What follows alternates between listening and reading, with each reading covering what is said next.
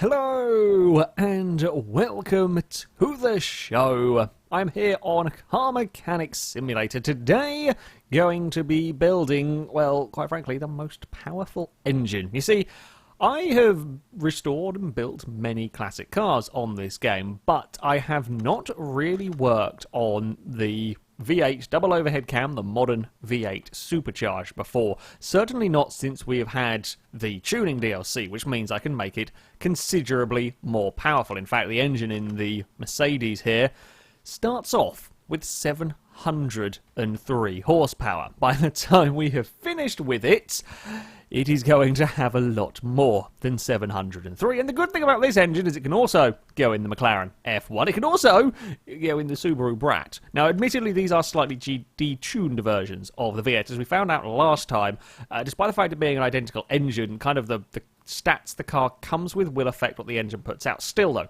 these have 500 horsepower to start with, and we are likely to be getting around about 100% performance increase. 1,000 horsepower Subaru Brat sounds like fun to me. But the first thing we got to do is actually build the damn engine. So, yeah, I took apart a few vehicles that I had hanging around to get, well, some of the engine. Oopsie, oh, we can keep going that way. To get some of the engine. Now, a fair bit of this is going to, of course, be brought from the tuning shop. Amazingly, all three of the engines I pulled apart actually come out with the block in one piece and repaired and the crankshaft in one piece and repaired. That I was not necessarily expecting, but there we go. Yeah, engine.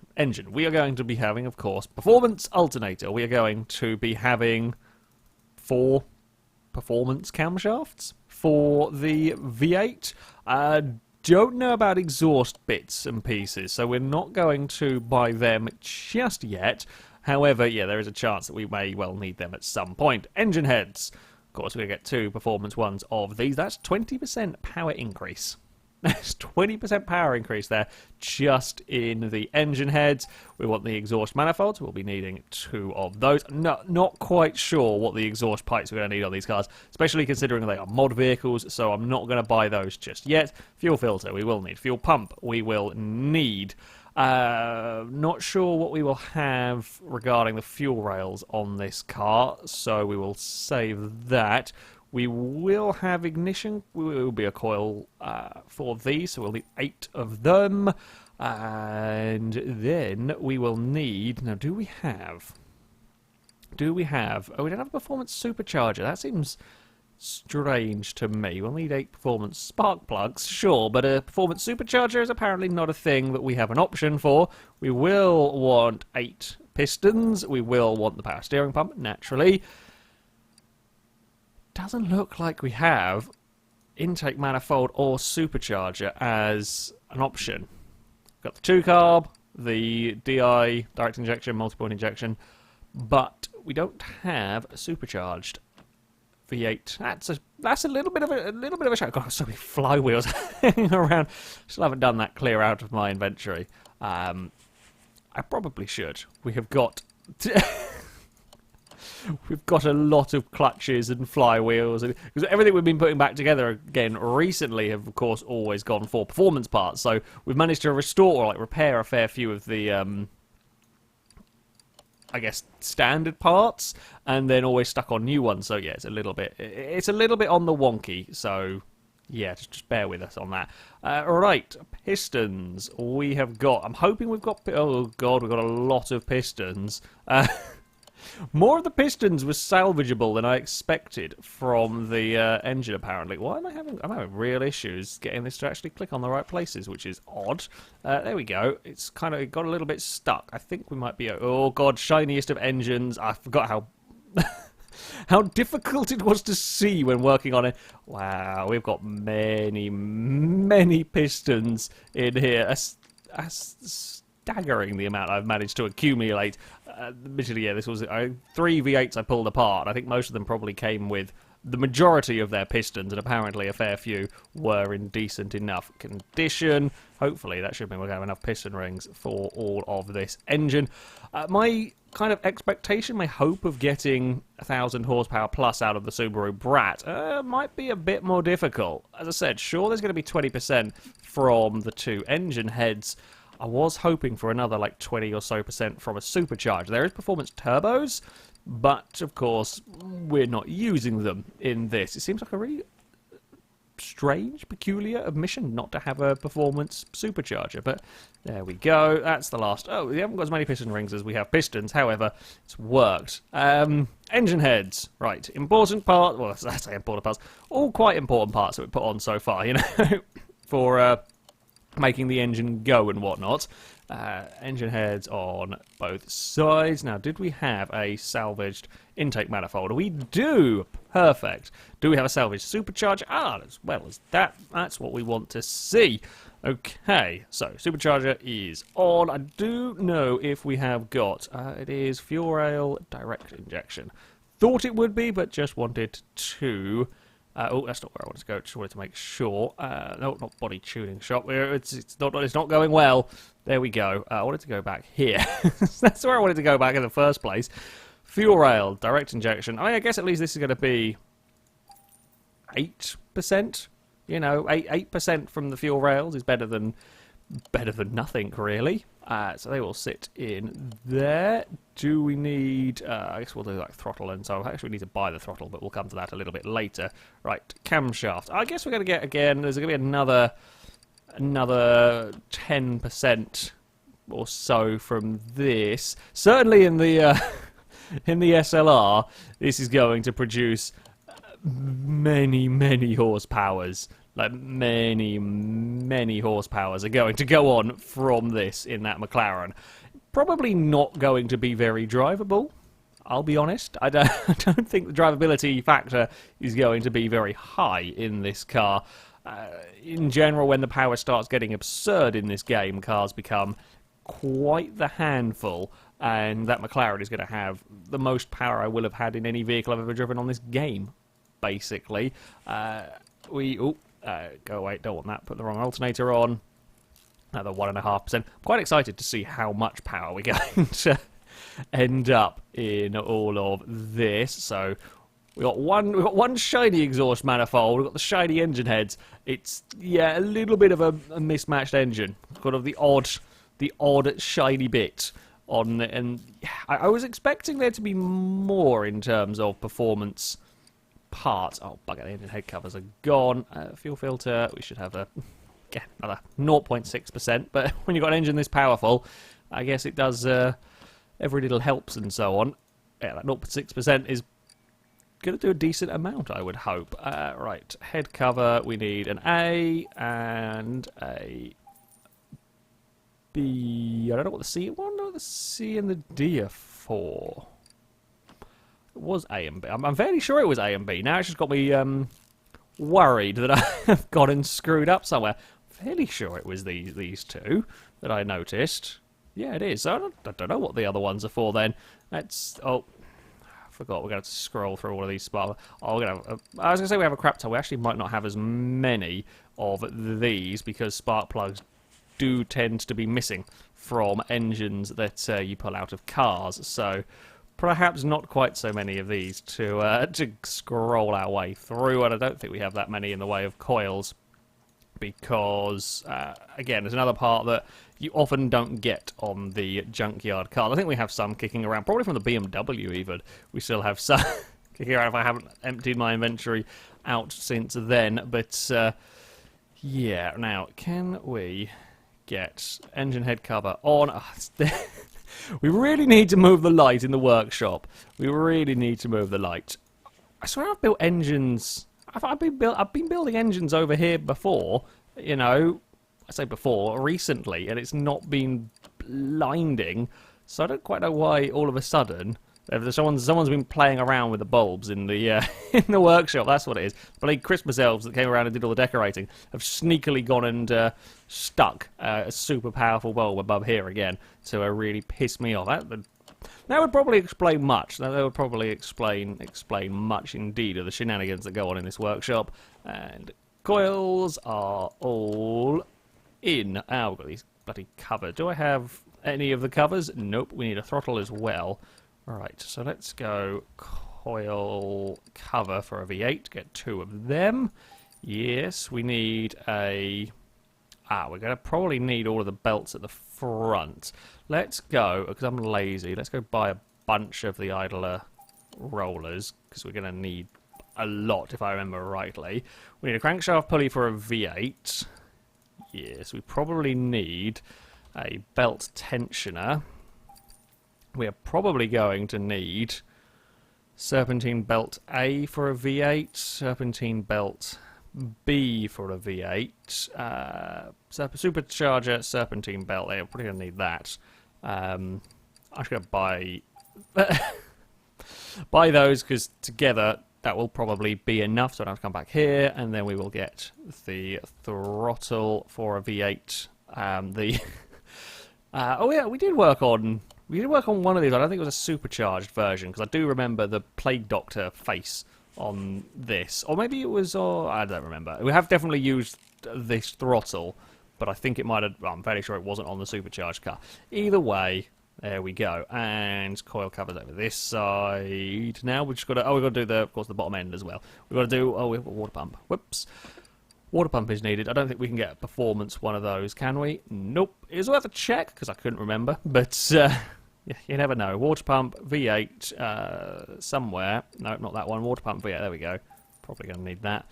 It's a tiny little thing for that the V8 gets, a tiny little compact water pump compared to some of the other ones that go on here. Idler roller B. Did I just see it was needing... Oh no, I think I just scrolled over something else. Yeah, I had a horrible feeling it was needing something V6. Sometimes engines use weird combination of parts. I think this is kind of one of the game's default engines, if you like, in that... yeah, most of the parts in this will be specific V8 parts. It won't kind of use a mismatched combination of parts. So I think we should be good with all of that. Now, supercharger, serpentine belt over that side. Belt A, right, okay, it was B that was the supercharger belt. It's a big old racetrack of belts around the around the engine, this one. It's definitely the most belt-intensive engine, I think is the correct terminology there. For this one, let's go and spin the engine around, because we have got to work on the underside. We need an oil filter for it, and we need the rod caps. I don't know how many we have, but I'm going to go and buy 8 just in case, and we probably need some of the crankshaft bearing caps. Let's go and grab 4 or so of those and hope for the best. And then we will have about the most powerful engine you can possibly get in the game. Now, as I said at the start, with the way that this game works, with the way that it calculates performance for the various vehicles, as we found out last time, means that while this engine may produce... Who knows how much power? 1,300 horsepower in the McLaren Mercedes.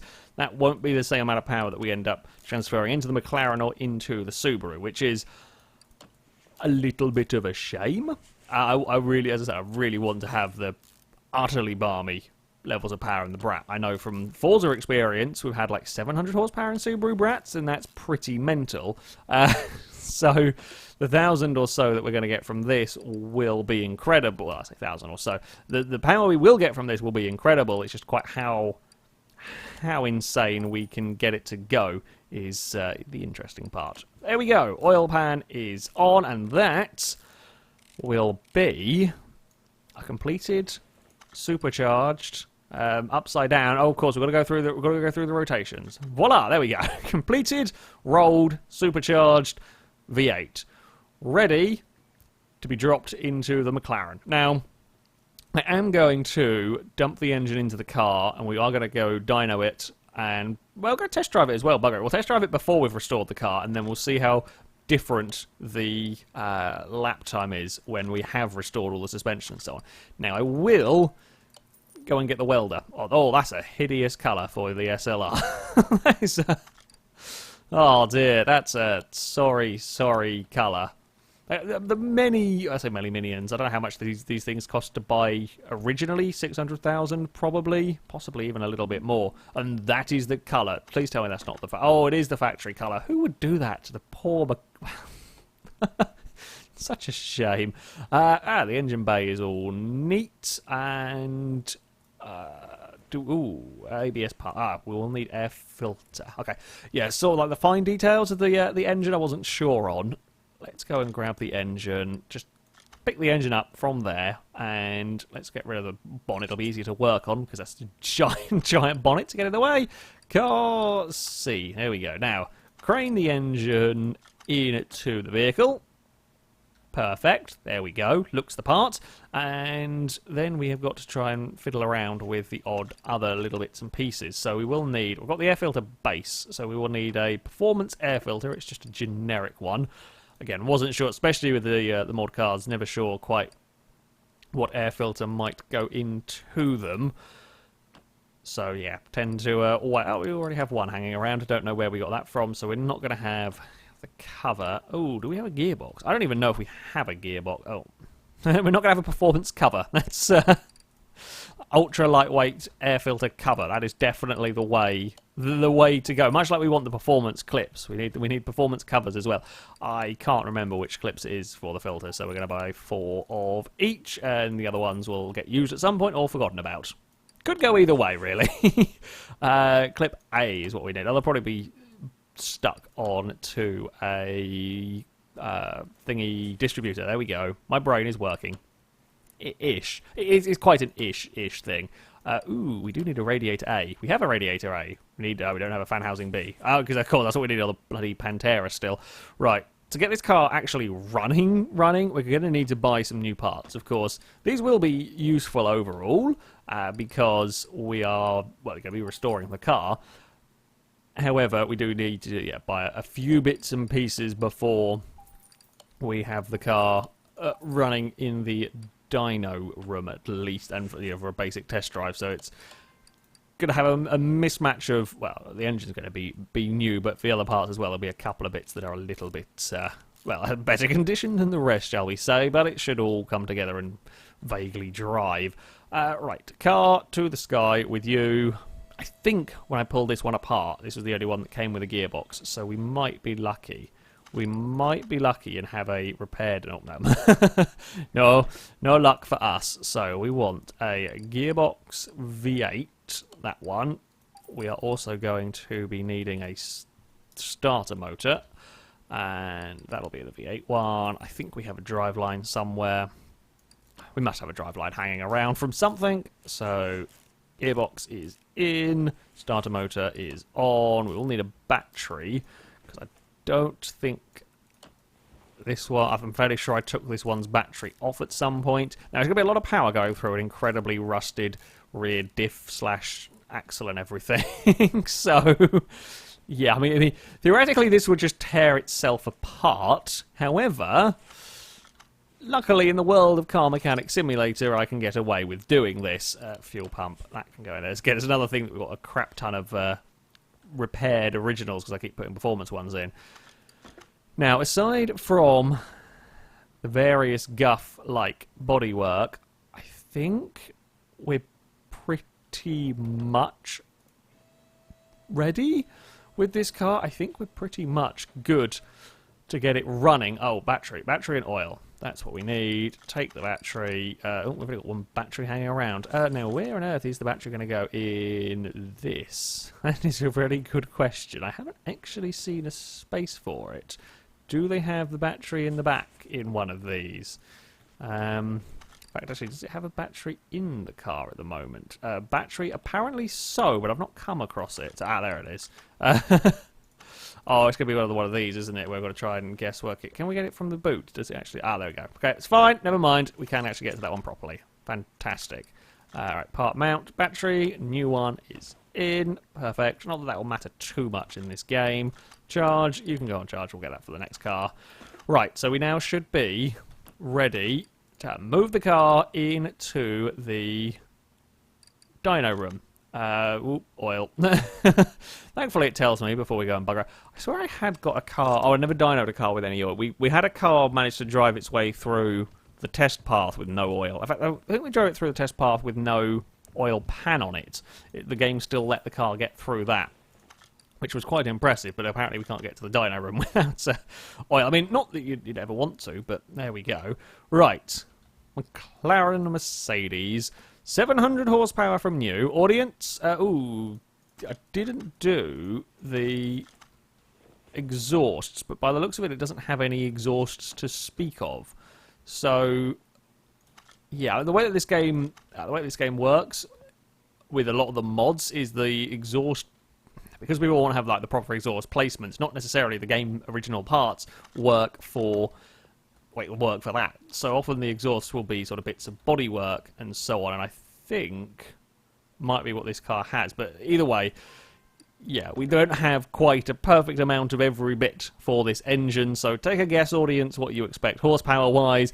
I'm going to go with perhaps about 1,200 horsepower out of this one. That's still an awful lot. You know, we're still talking huge figures. It doesn't really sound very mean, this this engine. It's a little bit better towards the end there. It is... Hey, I was pretty spot on. 1,193 horsepower. That's much power. That is ridiculous amounts of power in this car that is still essentially underneath a horrible rust bucket with a very good engine and a shiny chassis. So, I mean, drivability-wise, this should be fun. This should be a lot of terrifying fun. It could probably do with a steering wheel of some sort. Do I actually have a steering wheel? If we could put you to the garage entrance over there, do I actually have a steering wheel I can just stick on the car quickly? Interior assemble steering wheel. I don't really have a steering wheel anywhere. Subaru or McLaren, do either of you have a steering wheel that I can yoink? Yeah, we'll take the door off. It's easier to do it that way. Interior disassemble. Can I yoink the steering wheel of the car? Steering wheel 8, please be repairable. And it is! Perfect. There we go. Well, there's some bits and pieces here.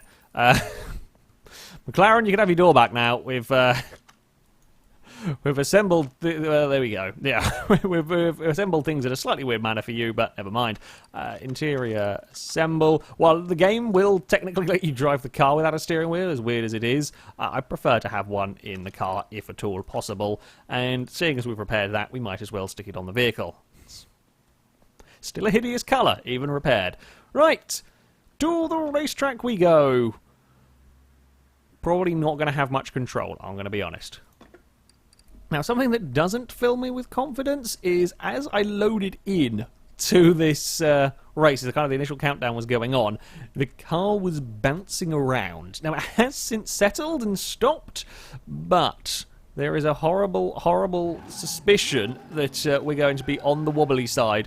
Now, of course, oh, look at it go! It's like a boat! It's like ye olde pirate ship in the middle of a storm trying to go down a straight line here. The fact that we've got ruined suspension and so on will not be helping with this, but I am very curious to see how much of a difference the lap time is going to make from having the car in this current state, perfect condition engine, with ruined everything else, and how much, when I then fix up the rest of the car, how much difference that will make. Now, the good news is that in terms of controllability, it could be worse. It's not easy, and it is shaking around a lot. In fact, I think I might prefer to go to a... look at it go! Might prefer to go to a third-person viewpoint because of the jelliness of the car. Also, you can really see the jelliness of the car from out here, just how much this is bobbling around. It does look like a boat on the high seas. How fast are we going to go? Oh, in a straight line, I wouldn't know, because we're not going to go in a straight line. There is just no straight line. I can't... Trying to sort of dig its way out of the tyre bundle did not work. Fairly sure this will be able to spin its wheels the entire way around the lap. Thinking about cars, actually, I might have worked on one of these engines. Did the GT40 replica have a supercharged V8? It might have done, or it might have just had a normal, modern... the double overhead cam V8 that's in this. I don't remember whether it was a supercharged one or not. Certainly I wasn't able to put in performance parts to that car either way around. This, if I drove it like a moron with the throttle, it does that. It's very uncontrollable. So, as you could expect with this much power. So I am having to be on the careful side with the McLaren. But, and I probably shouldn't say this too much, otherwise the car will hear me. It could be a lot worse. For a ruined suspension car with this much power in a game where I know really high-powered rear-wheel drive cars have issues, it's not the worst thing in the world. It is very difficult to keep it in a straight line down the start-finish straight. That much is very true. So we're going to have to be a little careful here. Oh, no. Oh, it wobbles, and it's got a lot of speed, but it's so unusable that, like the straight line speed down there, it is probably going slower than the 205. I have no doubt it is going slower than the 205. It's just, it wobbles so much that I can't possibly get any speed out of the car. I'm hoping that we will at some point manage just to get a clean, vaguely representative lap time of what this car is capable of in this configuration. And I stress that that is in this configuration, because I do, of course, plan on restoring the vehicle and having less wobblematic suspension on the go. She did a fairly neat job of getting around. That's not so neat job over there. It was a little bit of off-track excursion, I'll be honest there. We're certainly not going to beat the Pontiac's lap time. That was in the 50s. Can we go sub 1 minute with this car? No, definitely not. Not with the wobbling down the straight, because I'm not able to get to full throttle really with this car. We're going to do a 1 minute 2.1. That will be the wobblematic SLR's lap time. I don't think I went more than about 45% throttle at any point during that lap. It's a very short circuit in a very powerful car, and it doesn't, work so well. 1 minute 2.1 for this is not as shabby as I thought it might end up being. I'm going to be honest. Okay, it's a fair way off the likes of the 205, a fair way off the likes of that Pontiac GTO. However, considering the state of, what we know the state of the suspension to be like in this car, and the power on a tiny circuit, that's a good benchmark. That is a good benchmark. So, the 1,200 horsepower Mercedes is, well, kind of 50% done. The engine is all there. The car has, driven around the track in anger a little bit to set a benchmark. That is going to be it for this episode. Next time out, we will restore this car sort of running gear-wise, get perhaps some racing slicks on the go, and then see just how much of a difference it is going to make. Could we get the car under that 50-second lap time? Could it go quicker than the GTO? I don't know. We will have to wait to find that one out. That, however, is going to be it from me. Thank you very much for watching, and until next time, goodbye.